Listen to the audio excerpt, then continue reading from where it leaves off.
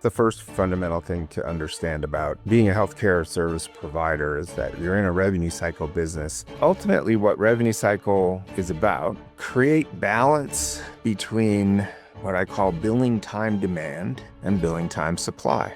Really simple concept, very difficult to do.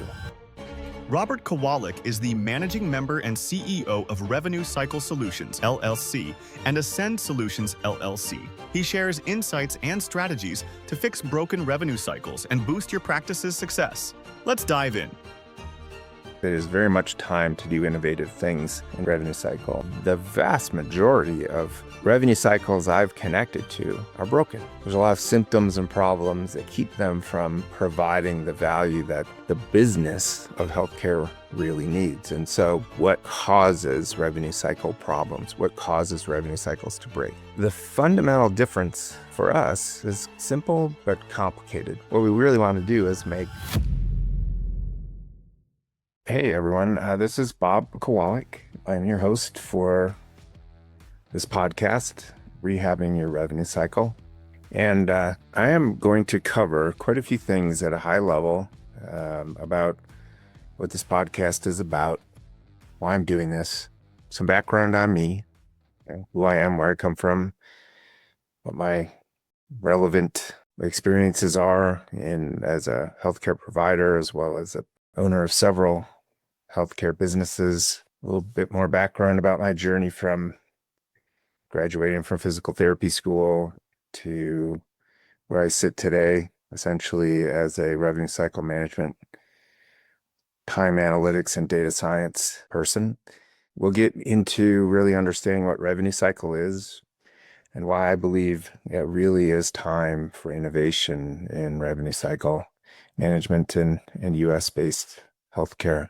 I'm going to touch on the root causes of poor outcomes in revenue cycle management and how we quantify and strategically drive improvement and change in healthcare provider revenue cycles.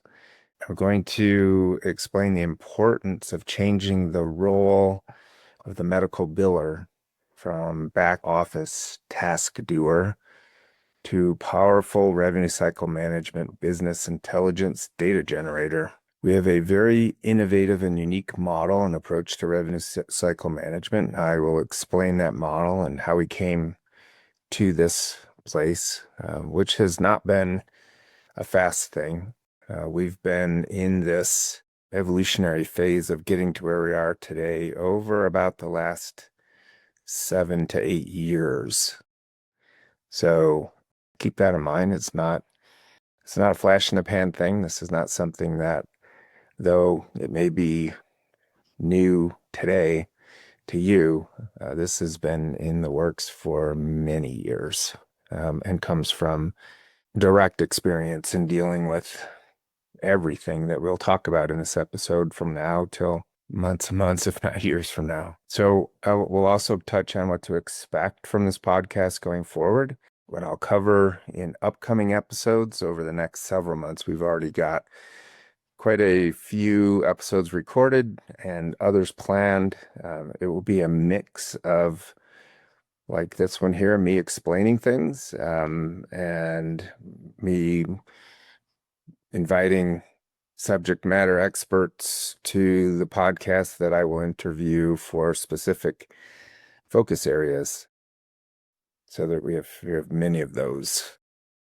So I'll give you a little overview of what's coming, and then I'll end with a real client case study that is a case study over 9 years of their business evolution and how applying everything that I'll touch on today and get into great detail on in subsequent episodes, how all this literally changed their business. So, and that's why I do this. I am not, and I'll explain obviously the businesses I'm in and what I'm doing, but the reason I do this is to help practice owners, healthcare businesses have a better business. And that's ultimately the goal. But our experience is that the vast majority of revenue cycles that we have the opportunity to connect to and explore and evaluate and quantify and improve ultimately are broken. I'm a physical therapist. That's my primary original professional educational background. I graduated from physical therapy school quite some time ago. I am a licensed physical therapist. I am also have a background at the master's level in exercise science and biomechanics. I started off as a provider. I went from working for a hospital system for about 7 years of and running a sports medicine program for a hospital system in Michigan, to starting my own practice. Um, I left the hospital. I had 1.5 employees the day I saw my first patient. And over about a 5-year period of time, I grew the practice to 7 locations and about 10,000, a little bit more than 10,000 visits a month. So I started life as a practice owner, doing a startup, had no idea what I was doing. As a business owner, I was a great physical therapist, great clinician, ultimately hired many more great therapists and other people that joined our team. I sold that business, but before I sold it, we had grown it to about 160 employees. So when I talk about starting up a business, not knowing anything about being in business, really having to learn the business that I was in and what I had to do to become not only a great clinician, but a great business owner, to scale a business, to grow it, to create value in the business, which along the way involved doing an acquisition, so a little bit of M&A background, but ultimately then exiting, having a successful exit and selling that business, and then spinning off, our billing team, which we did in-house, into a whole new business. And then after being in that business, continuing on, which I am today, creating another business around data and et cetera. So, I am a serial entrepreneur who essentially uses my physical therapist root cause problem solving analytical brain to identify business problems to try and solve. And every problem is an opportunity. And through the process of solving problems, I've had the opportunity to create other businesses strictly around solving the problem. So I started life as a hospital therapist, went on into private practice. And then one relevant caveat about being in the private practice business is that I had in-house billing. We ended up with a team of, I don't know, 8 or 10 billers on our billing team. But we were just amazing at getting paid. We had very clean AR. We converted, potential revenue into cash as quickly as we could in terms of calendar days. We got paid everything that was on the table for us to be paid. It was a pretty big multi-million-dollar business, and our bad debt was 0.04%. So we were good at getting paid.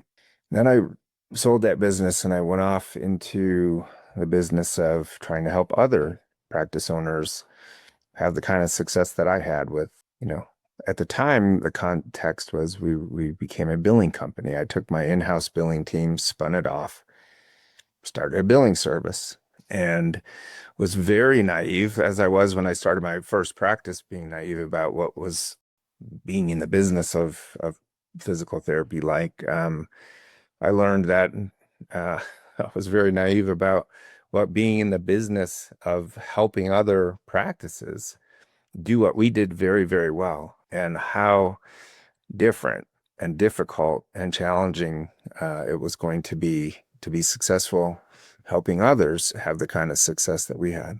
It wasn't too far into that business that we realized that We had a real fundamental business problem. The business started as all of our clients were in the same state, all in Michigan. We worked out of one billing platform. We serviced one specialty, physical therapy with or without combinations of occupational therapy and a little bit of speech therapy. So having a very homogeneous kind of client base, same state, same specialty, same software, which meant the same state meant same payers. The payer mix didn't vary hardly at all from client to client. And so you would think that with all of that in common, we would have a very common, standard, predictable outcome with trying to help get them paid. And therein lies the problem. That outcome was tremendously variant, mind-boggling variant. The amount of variance in cost in order to get an outcome was just absolutely unbelievable. And so what seemed like it would be kind of a straightforward, just do for others what we've done for ourselves, just proved to not be the case. And so I needed to really understand why it took us so much. We had such a variance in the time that it took us to perform the same thing for different practices. And this journey to this day literally has been trying to answer that problem. It's always been about time. And so we realized that even normalizing for time, so on a per claim basis or a per visit basis, that we just had huge variance. The one interesting thing, and this was not part of a master plan, it's just kind of the way it was. I had sold a pretty good practice. I was the only owner. At the time, I really didn't go into this business to make money. I went into the business, honestly, just to prevent my billing team from all getting terminated from the buyer. I sold to a publicly traded national healthcare consolidator, and they had regional billing offices. And all of my team was going to lose their job, and I felt bad about that. I had this great, positive, successful outcome for me personally, financially, but which was, also good for our clinicians and that type of thing. But for a lot of our admin team, it meant that they were going to lose their job. And so I decided to go into this business first and foremost to save their jobs. I approached them and said, hey, we have two options here. Once they take over billing into their CBO, you can all go find somewhere else to work, or I'll spin you off and we'll try to do this for others. So I had a unique relationship with the buyer. I was allowed to do that. In fact, our first customer was my buyer, big national publicly traded company. What we realized early on after that transition into the new ownership was that they were going to have a lot of difficulty having the same level of success of converting potential revenue to cash that we did. So one thing led to another. I'm not going to get too much into that part of the story, but again, the first problem that I encountered after selling my business was one of my big assets that was purchased, the accounts receivable, was at risk for not being collected because they didn't know how to bill in the state of Michigan as well as we did.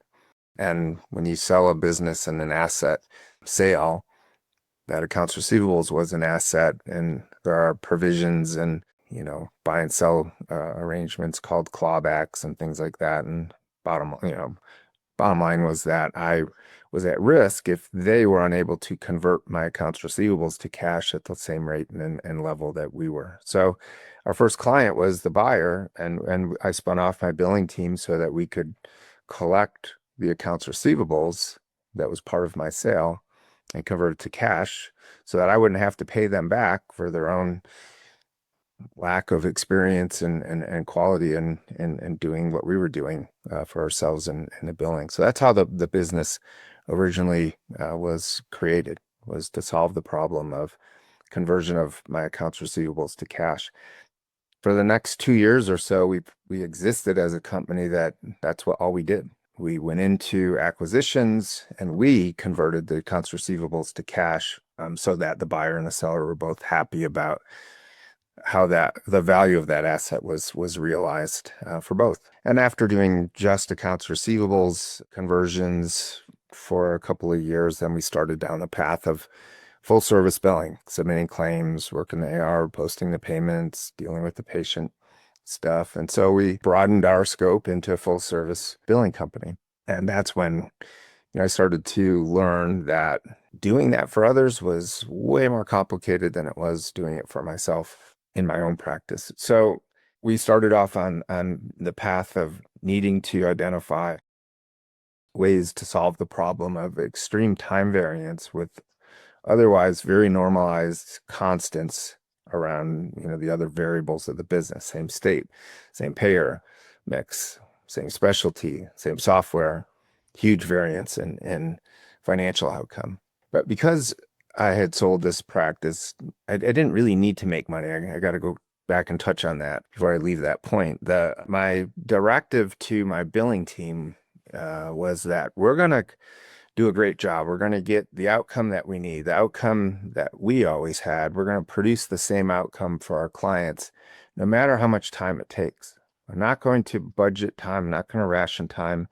The team was free to spend whatever time was necessary to get the outcome. I cared about the outcome. I did not care about the profitability of the business. I cared about the outcome for the client. And that proved to be a very, fortuitous kind of decision at the time, which put me in a position years later, which I'll explain about, to actually be able to do the things that we've done. So time investment to create a great revenue cycle outcome, a billing outcome. Time investment was always a variable for me. It was not a constant. I never created a budget. I never rationed time.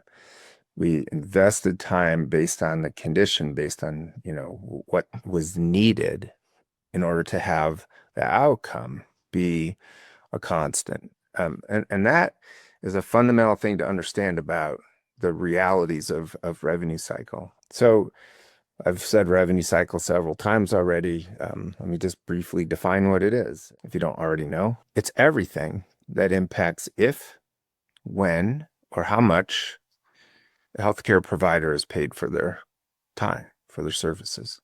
Right? So it's literally almost everything that exists within that kind of business. If you're a healthcare provider and you're dependent on third-party payers to pay you for your time that you spend with patients, you are a revenue cycle business.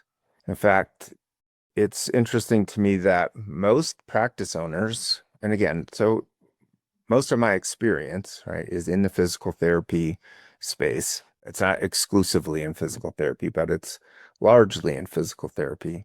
And that's really been the industry that has been the incubator for me to develop all these things. But what's interesting is that most practice owners think they own a physical therapy practice that has a billing solution, whether it's an in-house biller or an outsourced billing company. The business they think they are in is the business of providing services to patients. And yes, that's what you do. But what physical therapist or any healthcare provider does essentially for a living is convert their time into potential revenue. And your revenue cycle functions, which there are many, ultimately determine how well that time is converted into cash.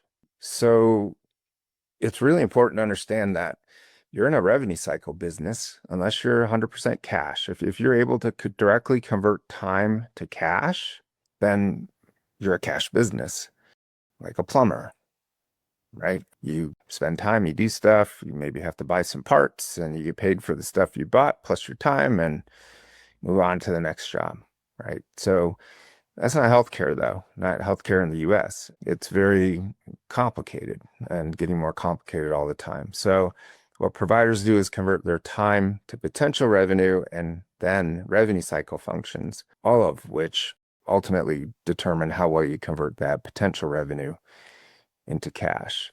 So that's the first really fundamental thing to understand about being a healthcare service provider, is that you're in a revenue cycle business that performs the service for revenue, which is a different way of thinking about your business than being a service provider that has a billing team. So ultimately, what Revenue Cycle is about is to create balance between what I call billing time demand and billing time supply.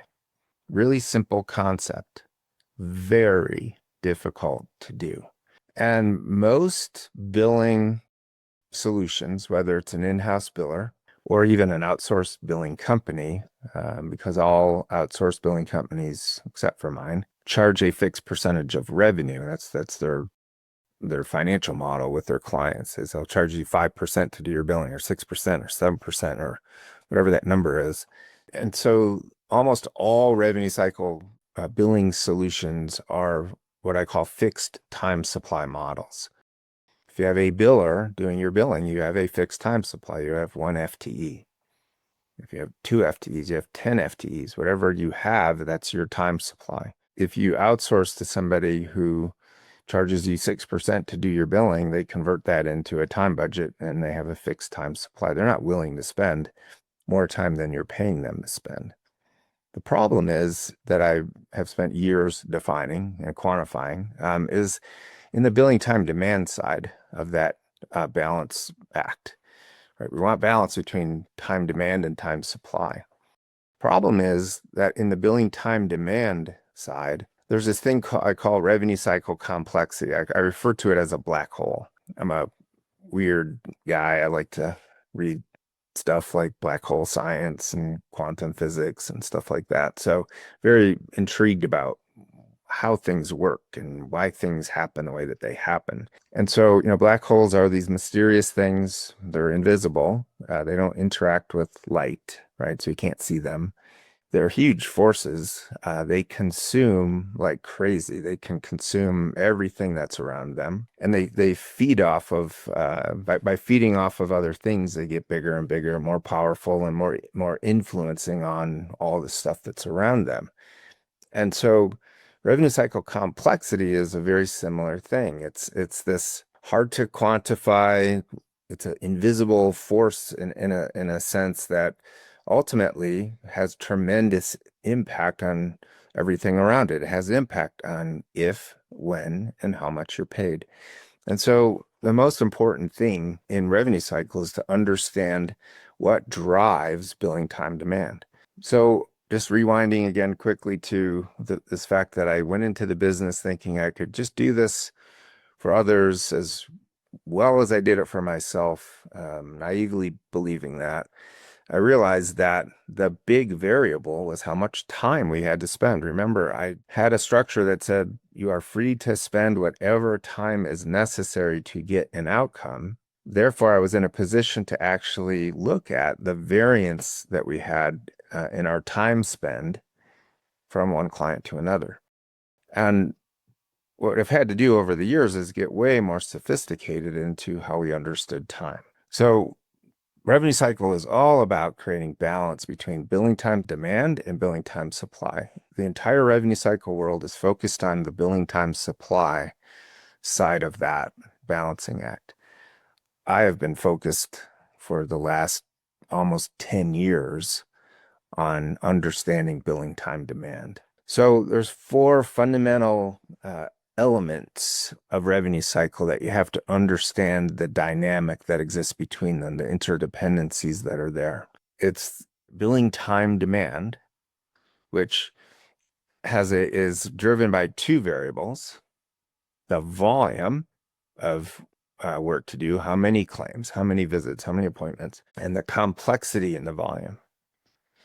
And I will show you over episodes. I'll give you a little bit of data today, but the problem lies in the complexity, understanding the complexity within the volume. Once we've normalized for volume, the amount of time variance on a per claim basis in our millions of claims worth of data, from our least complex clients to our most complex clients, overall has a variance of about 1,000%. So I had to go off on this journey of trying to understand and explain huge time demand variance that we matched in terms of time supply, and why I could do the same thing essentially for one client and make money, and for another client and lose a lot of money. So my focus has really been in understanding billing time demand,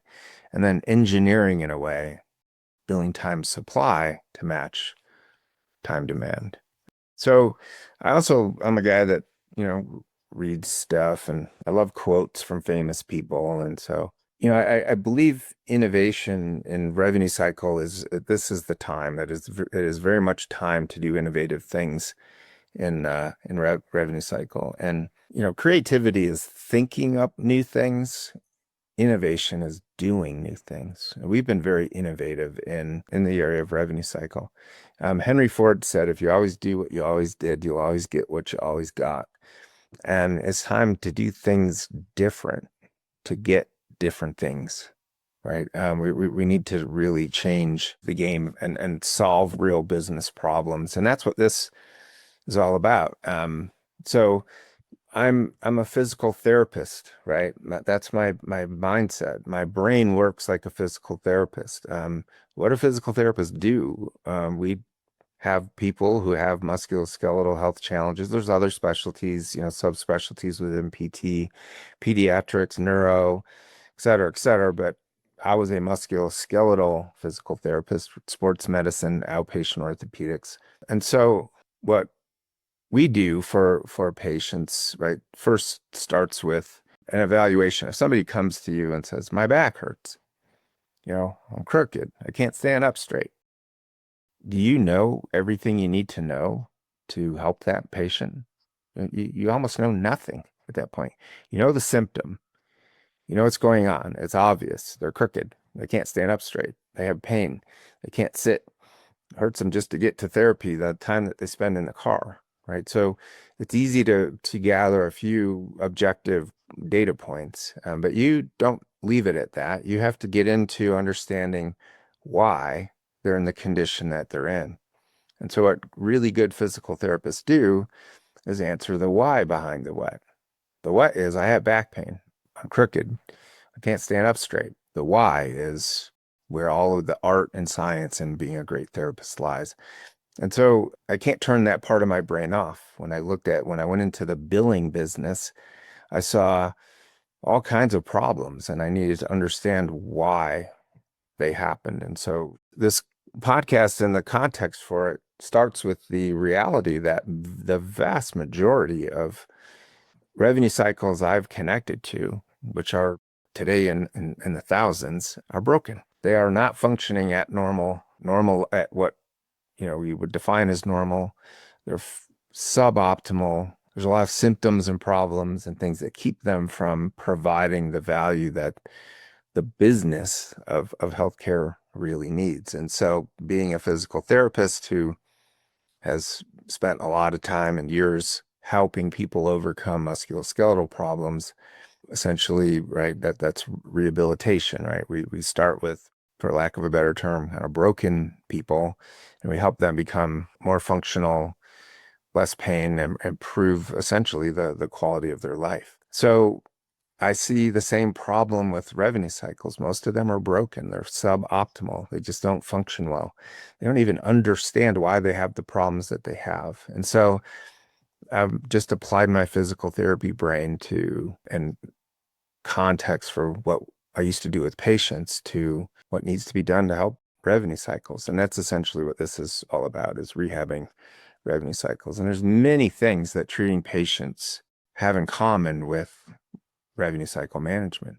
So if you think about it, what makes a great patient? Number one, they're motivated, right, to get better. They're not really satisfied with their present condition. They want to be different. They want to be able to do things they used to be able to do, or whatever, without pain. They want to, everyone's definition of what's functionally normal for them is different, but they are not satisfied with where they're at. They need to get better. And so another really essential ingredient of a great patient is they're willing to listen to you as their PT, right? They're willing to learn about the things they need to avoid. They need to learn about the things that they need to do, the things they need to change, things they need to do differently.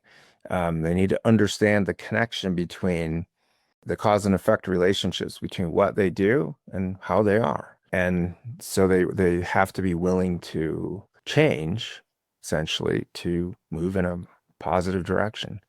And once you teach them things about what to do, what to avoid, they need to take action, right? They have to be actively involved in helping themselves get better.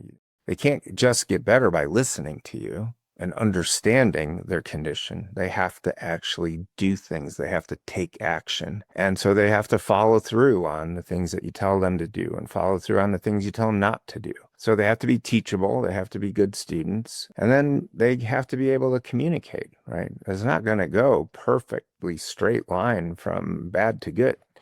There's going to be bumps in the road. There's going to be setbacks. There's going to be things that happen and redirects and having to kind of reevaluate and maybe tweak and change the plan, right? And so they have to be able to communicate with you so you can do what you do, right?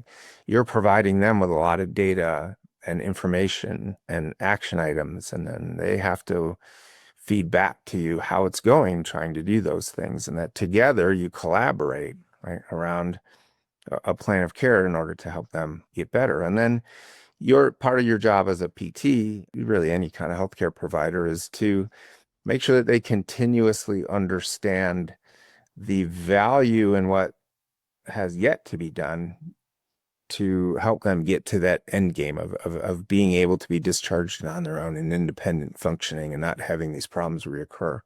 Right. So they have to be committed to staying in the game. And once they get to that final destination, once they get to their objective and they are better, we'll leave the definition of that. That varies, obviously, but they are now in a new normal and they want to, stay better. And so all those things, right, are necessary for you to have success with patients. And your role as a caregiver, changes from a fixer to a coach to a manager to a resource, right? And it's not a constant. Your role evolves with that patient as the patient themselves evolves. And what you do is incredibly important. You literally are impacting the quality of their life. So what makes a bad patient? Well, the exact opposite. They don't listen to you. They don't take your advice. They keep doing all the stuff that makes them worse. They don't do the things that help them get better. They just simply don't play their part, right? And so without that, patient being willing and able to be a good patient, we can't have success. It's not entirely on you. And, it's age-old question is, right, can you really help a patient that's not willing to help themselves? And the answer is no. You have to collaborate. You got to focus on the real issues and change things at the root cause level in order to be successful. Well, revenue cycles are no different. There are many things about a practice, about how it functions, about what it does day in and day out, about what it doesn't do day in and day out, about the systems, the environment, the conditions that those day in and day out things happen in, all ultimately determine whether or not that can be successful. And, so this is essentially what is needed today, is to understand the underlying root cause problems of what causes broken revenue cycles and what has to happen in order to fix them. And so thus the name, Rehabbing Your Revenue Cycle. It's no different than what I used to do with patients. Now the focus is on the business, the business of being in healthcare. And if you're a revenue cycle business, again, meaning you're dependent on third-party payers to pay you for your time, then we have to look at what causes revenue cycle problems, what causes revenue cycles to break, what causes money to be lost, what causes money to be delayed, what causes time to inflate and to be wasted and needing much more of it than you should, what creates imbalance between billing time demand and billing time supply, what causes outcomes to suffer. And so I've been in the business now for many years of explaining that and figuring that out. And my physical therapy brain, I don't believe I could be doing what we're doing. I don't believe we could have the innovations that we have, which I'll explain more about today, if I wasn't a physical therapist, because my brain, like yours, is wired to understand the root causes of problems, identify what needs to change, come up with ways to quantify those things that need to be changed so that we can know that they're actually changing over time, and then collaborate, iterate, communicate, implement, change, solve problems. And that's exactly what revenue cycle really needs to be about. The fundamental difference for us is simple but complicated. It takes complicated things to simplify complicated things, right? What we really want to do is make complicated systems, businesses, processes simpler. And so sometimes you got to spend a lot of time really figuring out complicated things in order to be able to be successful doing that. So there's 3 objectives in all revenue cycles. These are uniform. Doesn't matter what your specialty is. You could be orthopedic surgery, neurosurgery, hospital system. Doesn't matter. Physical therapy. There's 3 common objectives in all revenue cycle. Number 1 is to collect what your structure allows you to be paid. There's a lot to that structure that we'll get into in other episodes, but ultimately it's the structures that determine the potential value of time. Again, we convert time into potential revenue. How much or how valuable that potential revenue is depends on the structures that, many structures that you work in and through every single day. So number 1 objective is, I guess there's a pre-objective of revenue cycle, which is convert time, provider time, into the highest potential revenue. That is part of revenue cycle. The next objective is to then convert that potential revenue that the structure allows you to create into cash. The third objective is to do that, convert potential revenue to cash as quickly as possible in terms of calendar days. You don't want to get paid in 4 months if you could get paid in 3 weeks. If it's taking you longer to get paid than it should, there are revenue cycle problems to identify and solve. So we want to convert time to potential revenue at the highest level. We want to capture that potential revenue in cash. We want to do that as quickly as possible. And the last objective, and probably the most important, is we want to do all of that as efficiently as we possibly can. Efficiently means cost effectively. In healthcare and in labor-intensive, time-intensive businesses, cost effectively means getting people to be more productive and more effective all at the same time. So we want all our money, we want it fast, and we want it as cost effectively as we can get it. Those are the common objectives in all revenue cycle. Anything that creates a shortfall on accomplishing any of those objectives, I call an objective risk, right? So the objectives, 4 of them. If something is in the way of accomplishing an objective, it's an objective risk. What we know today is that the objective risks all show themselves and can be quantified if you understand and can measure time correctly. So again, we always allowed time to be a variable. If you're in the fixed time supply model revenue cycle business, you cannot study time, because time in your model is a constant. Time in my model has always been a variable. A constant has always been the outcome. Now, I don't want to be misinterpreted as saying that we can always accomplish the desired outcome no matter what.